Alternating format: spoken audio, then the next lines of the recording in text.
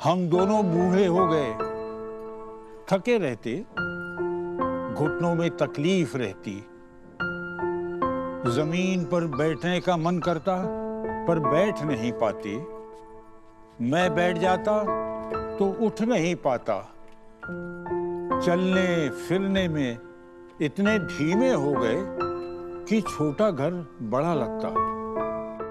ज्ञानपीठ पुरस्कार से सम्मानित छत्तीसगढ़ के प्रख्यात हिंदी साहित्यकार विनोद कुमार शुक्ल का 89 वर्ष की आयु में रायपुर के भारतीय आयुर्विज्ञान संस्थान में निधन हो गया।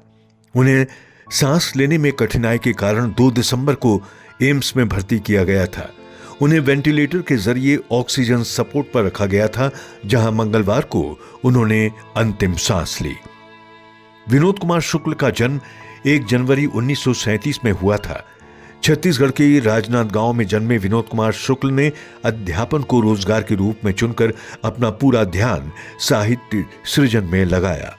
विनोद कुमार शुक्ल हिंदी भाषा के ऐसे साहित्यकार हैं जिन्हें हिंदी साहित्य में उनके अनूठे और सादगी भरे लेखन के लिए जाना जाता है। हिंदी साहित्य में अद्वितीय योगदान, सृजनात्मकता और विशिष्ट लेखन शैली के लिए प्रसिद्ध साहित्यकार विनोद कुमार शुक्ल को वर्ष 2024 में 59वां ज्ञानपीठ पुरस्कार प्रदान किया गया था। विनोद कुमार शुक्ल हिंदी के 12वें साहित्यकार हैं जिन्हें यह पुरस्कार प्रदान किया गया। विनोद कुमार शुक्ल छत्तीसगढ़ राज्य के ऐसे पहले लेखक हैं जिन्हें इस सम्मान से नवाजा गया।